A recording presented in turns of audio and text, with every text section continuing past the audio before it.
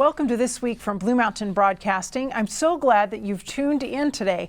I'm your host, Lynelle Ellis, the president of Blue Mountain Broadcasting Association. And on today's show, I'm going to be talking with Rachel Scribner, the director of Reliving Mark, a brand new program on Blue Mountain Television. And Rachel also happens to be my former student in the Cinema, Religion, and Worldview program at Walla Walla University. So it's just great to be able to have some time to chat with her on this program. So stay tuned for that, and also for Station News, where I'm going to be sharing with you about a number of programs that are coming to Blue Mountain Television, things that you will not want to miss. And let's start now with our devotional thought. Today's thoughts are meant to encourage parents and grandparents and aunts and uncles, people who are trying to be an influence for God's kingdom with a child or a teenager. You remember Joash in the Bible. He's the boy king who raised all that money to repair the temple at Jerusalem. Well, there's more to the story than that. Joash was actually born into a terrible situation. Yes, he was a royal heir, but who were his parents and grandparents? We're going to answer that question. In fact, just because he was a royal heir, that contributed to the challenges that he had as a very young child, as a baby. But let's talk about his parents and grandparents for just a moment. Now, his father's name was Ahaziah. And Ahaziah was a king in Judah. He was a descendant directly down from the line of David, and he was the son of Jehoram, who was the son of Jehoshaphat. So his grandfather was Jehoshaphat, and Jehoshaphat was a contemporary of Ahab, who was king in Israel during that same time frame. Now, you remember who Ahab was married to. He was married to Jezebel. Now, Ahab and Jezebel had a daughter named Athaliah. And Athaliah, who was the daughter of the king and queen in Israel, Ahab and Jezebel, married into the family of the kings of Judah. She married Jehoram, son of Jehoshaphat. So you have Athaliah and Jehoram, and their child is Ahaziah, and Ahaziah's son is Joash. And he had a number of other children as well. But Ahaziah, Joab's father, only reigned in Judah for 1 year. And his grandmother, Athaliah, who was the daughter of Ahab and Jezebel of Israel and had married King Jehoram of Judah, was an evil woman.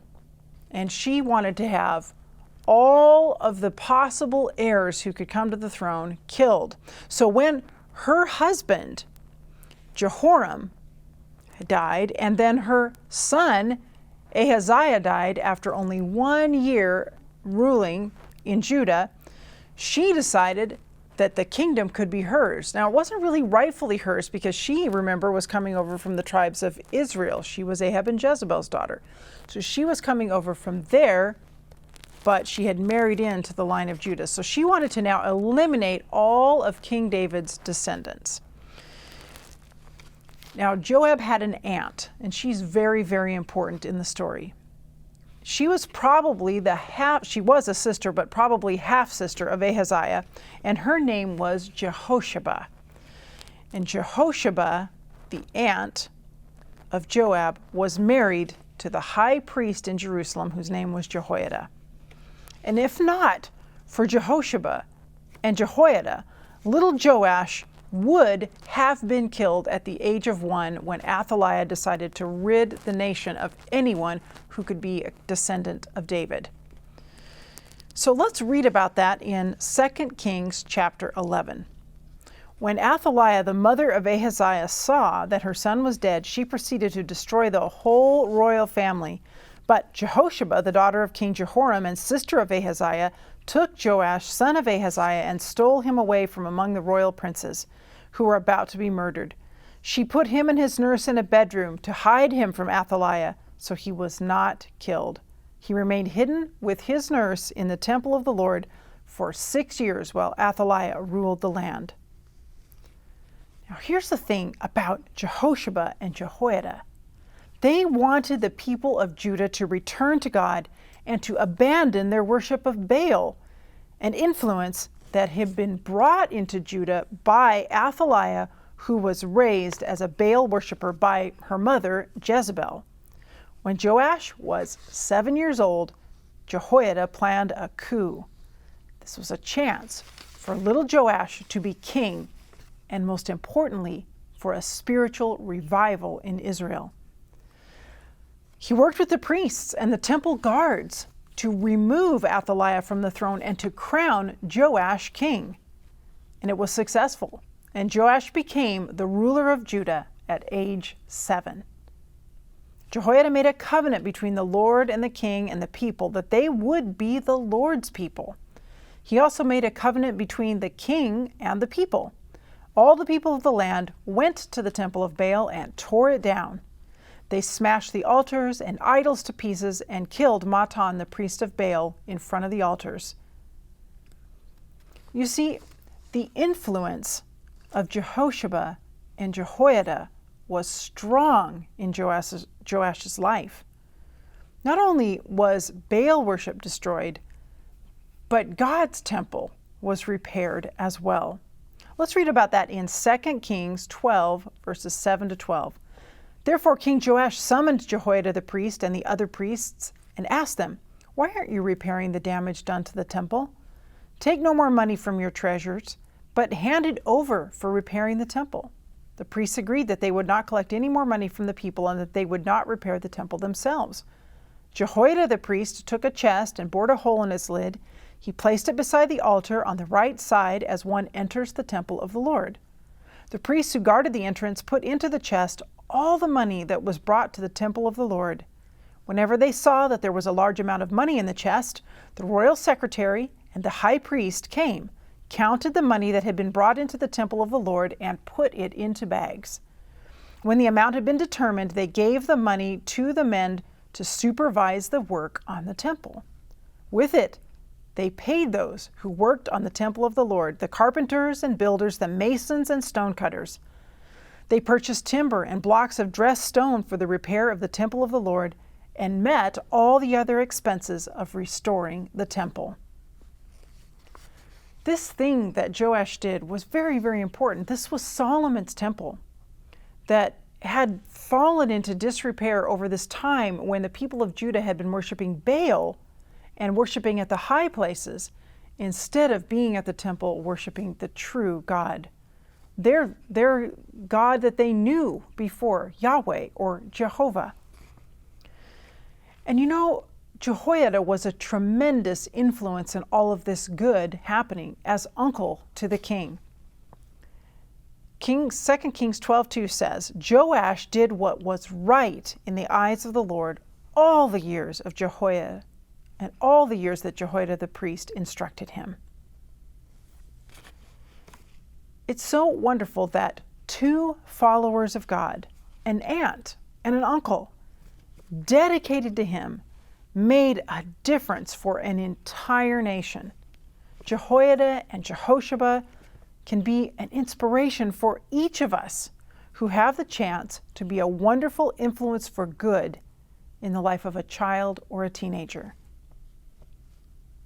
You probably have some young people in your life. I know I do. And I'm praying for that. Please stay tuned. I'll be right back with Station News.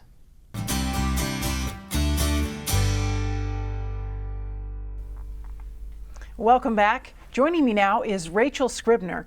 Rachel is the director of Reliving Mark, a brand new show coming to Blue Mountain Television. And Rachel, it is really great to have you here on the show. Well, thank you for having me. It's good to be here. It's just great for me to see you because you used to be a student in the Cinema, Religion, and Worldview program. And so I was your professor, and I miss seeing you. And actually, you worked for the Center for Media Ministry as well, so I just miss seeing you. Yes, we saw each other every day for quite a while, and I've really missed you. I've missed everybody lately. Yes, it's been that kind of a time in the whole world, really. So I've got to find out from you more about how Reliving Mark took place as a production. As the director, you were right at the heart of making this thing happen. How did you first become involved with the project? Well, you know a little bit about that. I was working with you at the Center for Media Ministry, and Dr. Carl Cosart had, I think, asked you for advice, if that was right, about how the production went. And I remember you came running up to where I was working and said, "You have got to hear about this project that Carl Cosart is doing. We have got to get in on this." Yes. It seemed like a perfect fit. We were looking for a project for the Center for Media Ministry to be involved in, and he had never done a production before. So we hoped we could help each other. Yeah, he had this dream. He had a big idea. He said, "Hey, I have all this stuff. I've taken lots of people on tours, and I want to do a tour that's actually a documentary. I want to have actors. I want to have costumes. I want to go to all these locations." And I said, "Well, it takes a little bit of knowledge to do those things. But if you wanted me to come, I've done all of that stuff before. Also, I would really like to go to Israel." Yes. And so you became involved in it, and actually that's the way that the Center for Media Ministry could contribute, basically by you were working for us, contributing your time to the project. And it also could enhance what you were learning in your program. So it was great for me. It was near the end of my graduate studies. I got to go out and have this 3-week field experience with a great team. Just so much happens in such a short time. You come back and you think, wow, I feel like it's been much longer than it actually has. Yeah, it was a kind of almost life-transforming sort of experience. Very much so. Just there's before and after the way that you see the world with an experience like that. Mm-hmm, for sure. Now, you had some experience directing small projects, but something of this scale, first time really. Yep, definitely. Nothing this long or also international, sight unseen, going to all these locations that I hadn't gotten to scout before. Lots of unknowns, which that's exciting. I like adventure, but tried to plan the daylights out of it because you plan for everything and then you're ready for the unplanned, hopefully. Yes, and you had some unplanned. Quite a bit. We were filming in the desert one evening. We were kind of down in a canyon, really cool shot of Carl talking with the canyon behind him, and it started to rain a little bit. And Aron, our guide, said, "We need to get out of here." I said, "Well, we're almost done with the shot." And Aron's like, "You don't understand. In the desert, when it rains, a flash flood is coming." He finished the shot, and by then it was raining, and Aron's like, let's go. We covered the camera with a blanket. Didn't have time to pack it up, and we ran out of the canyon, ran back to the car. By the time we get to the car, sheets of water are coming down. The next morning, we found out there was a flash flood in that desert after we got out, and that 9 people had actually not made it out. Yeah, oh. So it's real. Yeah, we had someone with us, thank God, who knew what to watch for, and Aron saved us on many occasions. Yes, and didn't you get into kind of a windstorm as well at one point? Or sand? Yeah. Yes, we were out filming by the Dead Sea, and the wind kicked up a sandstorm. We got to watch it coming across the sea toward us. Wow. So we could see this, it looked like a giant kind of caterpillar blob coming across the water toward us, kind of shaking, little things of lightning sticking out of it because it was a thunderstorm, sandstorm. Have never seen anything like that before. And of course, Gary was filming it until the last second when we jump into the car and drive away, and it's hitting the windows and everything. Gary was your videographer. Yes, the cinematographer on the project. I'm very glad to have him. He was from the Oregon Conference. Yes, did a great job. Definitely. So those 2 were crazy, although probably the craziest was that we almost got bombed while we were there. Yeah, now before you tell your side of it, because we got to hear this, but just from here at home, you already know that I'm not a big news junkie, so I'm not the kind of person who's, always looking at my news feed. But I do like to kind of stay in touch with what's going on, and so I often try at the top of the hour to hear what's the headlines are on the radio news. So I'm coming back from dropping my kids off at school. So this is 8 a.m. I've just dropped them off. The radio news comes on at the top of the hour at 8 a.m. and the first thing they announce is the bombing that's going on in the Golan Heights. And I remember exactly where my car was, just passing by the University Church, driving back toward home. I know right where I was and thinking, that's where our people are. That's where Rachel is. today, right now, and just saying a little prayer for you right at that moment. Well, thank you for your prayers. We were safe. Actually, nobody was hurt in Israel during that bombing, but it was definitely dramatic. The Israeli government told everyone to open their bomb shelters, which I guess is part of building code. Everyone has one. Uh-huh. And everyone in Israel, both men and women, is in the military when they're a young adult. So really, everyone there was fully prepared for war except for us. But we thought it was pretty shocking. And the day before, we'd been filming in the Golan Heights, actually on a viewpoint where you can see into Syria. Yes. And a noise kept interrupting our filming, kind of a zzz. Mm-hmm. And we were like, is it a car? Why doesn't it drive away? Is it some kind of farm equipment? We finally figured out they were drones. There were drones patrolling because the military tensions were getting higher. And so we went home and we thought, well, things are getting a little tense. We'll try to finish in the next day or two because we'll need to leave soon and be in a different part of Israel. The next morning, I wake up and I'm getting ready to film, and everyone's like, so what did you think of last night? I said, what happened last night? I didn't hear anything. I had been very tired and I sleep very soundly anyway. Everyone else, except for me, had been woken up in the night. The whole house was shaking. They saw the missiles going over the house. They saw the anti-missiles shooting them down. Israel has a very good anti-missile system, so no one was hit. But the next day, everyone stayed home pretty much, stayed with their bomb shelters, and we went out to film because we figured we might as well be doing what we came here to do if missiles are going to come. Yes. And the people that were supposed to let us in to the filming site did not show up, 6:30 in the morning. Because they were assuming who would come. Yeah, we called them. We said, the gate's locked. Like, you showed up? There's bombs. Why didn't you stay home? Like, we don't have an extra day. Sorry. Speaking of we don't have an extra day, and good thing you were all safe, but you were on such a tight schedule because really you were doing 6 episodes in the time that it should take to do 3. Our plan was 1 week per episode, but some people had a wedding to come back to and limited time to get off work, and it was very important to Carl to do 6 episodes. So we just decided to go in there knowing we had half the time we needed and do the best we could. Yes. I'm not sure if that was the best decision looking back, but we did. I think it was a God thing. We did finish, and we also know that we don't want to do it that way again. Yes. So there's some things that you could have done differently, or you might have done differently if you had more time, and certainly you wouldn't have all come back as exhausted. Definitely. Yeah, you were having, I heard Carl say 16-hour days. I think some of them were a lot longer than that even. Yeah, I mean, it was often 16 hours of filming, but anyone who's been on a film shoot knows that the actual filming part is a small part of your day. Mm-hmm. So there's all the planning for the next day and looking at what you've got. And yes, when we came home, I would need to lay out all of the costumes and make the plan for where we were going to go the next day. Carl would work on rewriting because he was trying to rewrite his script each night. And then I would sometimes also load the media from our hard drives from the SD cards into the hard drive. Yes. So in the end, it was a few hours of sleep each night. And eventually you kind of get into a rhythm where you're like, I'm so hyper, I'm fine. And then you're not fine after a certain amount of time of doing that. You just crash. True. Now you need to share with us some of the things that happened that were really spiritual highlights of this, because I know there were many.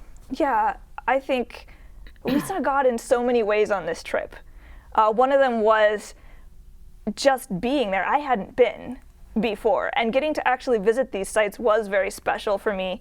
The stones on the Via Dolorosa, the road that Jesus walked, are the same. They haven't replaced the road. So they're shiny like glass, and when you walk on them, you have to be careful because you could slip and fall because so many people have touched them. Yes. There's a place on a wall of one of the buildings where there's a handprint deep enough your whole hand could sink into it. It looks like if you pushed your hand into mud. Yes. In the stone. And that handprint is there because legend has it that Jesus stumbled and put his hand against the wall there. And so many people have wanted to put their hand in the same place that the handprint has sunk a full hand into the wall. That is incredible. Just the feeling of that many people having been there, thinking the same spiritual thoughts, there is a power to that. Not that I think stones are sacred, but it is special. Yes. But I think the biggest spiritual part was in the people that we met. You know, God bringing us our Jesus actor, who we thought we were getting an extra with nice hair, who we could shoot from the back, we got the best Jesus actor I think I've ever seen without any of us knowing. And that was a huge gift. The people that we met who came to act with us for a day, the questions that they asked. We were walking down the street one day in the marketplace.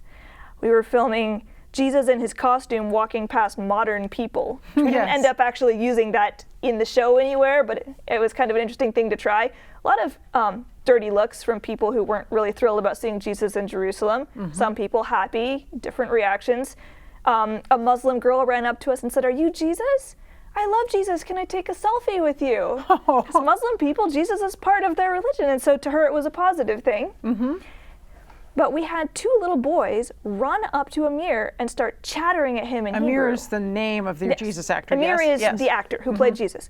These two little boys start chattering at Amir in Hebrew, and he has a conversation with them for a while. When they left, Carl said, "What did you talk about?" And Amir said, "They asked me why I, a Jew, an Israeli, would dress up like Jesus when Jesus hated Jews. Jesus was bad. He tried to end Judaism. Why would you be willing to portray him?" And Amir said, "I told them, Jesus did not hate Jews. Jesus was a Jew. And many of the good things that he did for people, he did for the Jews. He wanted to help people." And the boys were like, "But that's not what they taught us in school."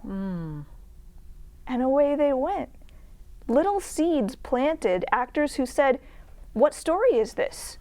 Where can I read it? Yes. The New Testament, do they have that in Hebrew?" Uh-huh. These were the questions that we got every time we saw the beginning of a story. We never got to see the end, but you have to wonder. Yes.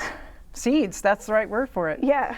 Well, Rachel, it just sounds like it was a fantastic experience, and I know that our viewers are looking forward to seeing these 6 parts that are premiering on Blue Mountain Television coming up really soon. And I should just tell you as viewers that you need to check our website for the specific times for Reliving Mark.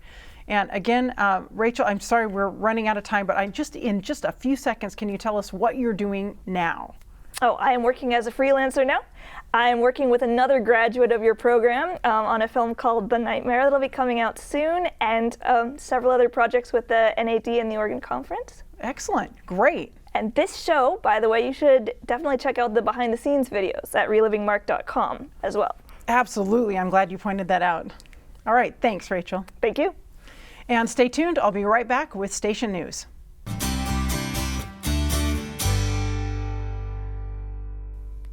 Welcome back. Time now for Station News. And what I have to share with you today has to do with programs coming to Blue Mountain Television. And first of all, I need to thank you because the gifts that you send into the station and the support that you are giving to this ministry is what makes these new programs possible.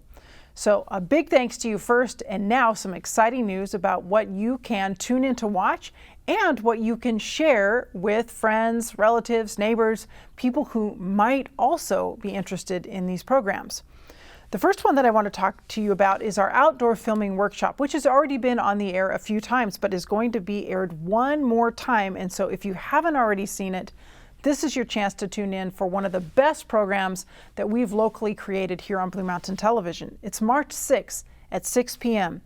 And this program shows you how to make the most of whatever camera equipment you might have, even if it's your cell phone with its camera, in getting footage outside and doing the very best that you can with it. And it's also really inspiring because we show some videos from Fountain View Academy and the great work that they do with outdoor music videos, and talk about those techniques that are used in it and the aspirations that Blue Mountain Broadcasting Association has for doing more of this kind of programming.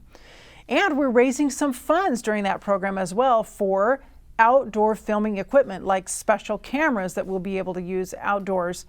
And so far, we have raised $8,450 toward those cameras, and that's thanks to you. So we do thank you very much and hope that you'll either tune in again or invite others to tune in on March 6th at 6 p.m. for the final airing of the outdoor filming workshop. And then, as we just heard about in our interview with Rachel Scribner, we have a new program on Blue Mountain Television that was made by local people here in the Walla Walla Valley Carl Cosart, our Dean of the School of Theology at Walla Walla University, is the producer and host of this program. And in it, we basically travel back in time, in a sense, with Dr. Cosart as he takes us on an investigative journey through Israel to discover the real Jesus in Reliving Mark, Discovering Jesus in Israel. And this is a documentary drama, and it was filmed in Israel, and it examines how we can see Jesus or understand him from the earliest written account that we have of his life, the Gospel of Mark. So we already talked with Rachel about some of the exciting and interesting stories in the production of that new series, and you will definitely want to tune in for it. Starting right away, I mean, you can just be watching it right now from when you're seeing this program, and you need to think about these days: Tuesdays at 9 p.m., Wednesdays at 8 a.m., Fridays at 7:30 p.m., and Saturdays at 4:30 p.m. So those are the times to watch Reliving Mark. And for quite a while, I've been sharing with you on this program about the days of Noah. Well, we are finally arriving at the time for that program to begin. March 6 at 7 p.m. I just saw 7 on my paper. March 6, that's a Saturday night, at 7 p.m. is the very first episode in this 4-part documentary series called Days of Noah. And many of you are probably already familiar with the series. It has a good following already. People really enjoy this production, and so I know that you're going to want to share this with others and invite them to watch it as well. As we look at prophecies for the future through the perspective of seeing what happened during the days of Noah and how God worked at that time. So you're going to want to tune in for part 1, which is called The Flood. Again, March 6, 7 p.m. Really important. And then we're going to be showing those every Saturday evening for the month of March. And also our partnership weekend is coming up April 16 and 17. I know that's a bit out into the future, but I hope you're marking it on your calendar already. This is a very important time for Blue Mountain Television as we celebrate our 31st anniversary. And we have a theme called Healing Hope. It's going to be a wonderful weekend with Michael and Lynn Harris. And they are going to be in person at the Village Seventh-day Adventist Church, where we will have programs on Friday evening, on Sabbath morning, and then also there will be a Saturday evening concert with Michael Harris. So they'll all be at the Village Church, and you can come in person, or you can also watch them on Blue Mountain Television. And this is going to be a time when we're looking for partners to support the ministry of Blue Mountain Television, but when we are also spending some time thanking you and appreciating you for what you do by having this celebratory weekend where we can be grateful to God for the 31 years that Blue Mountain Broadcasting Association has been on the air with programming that brings people closer to God and to His kingdom.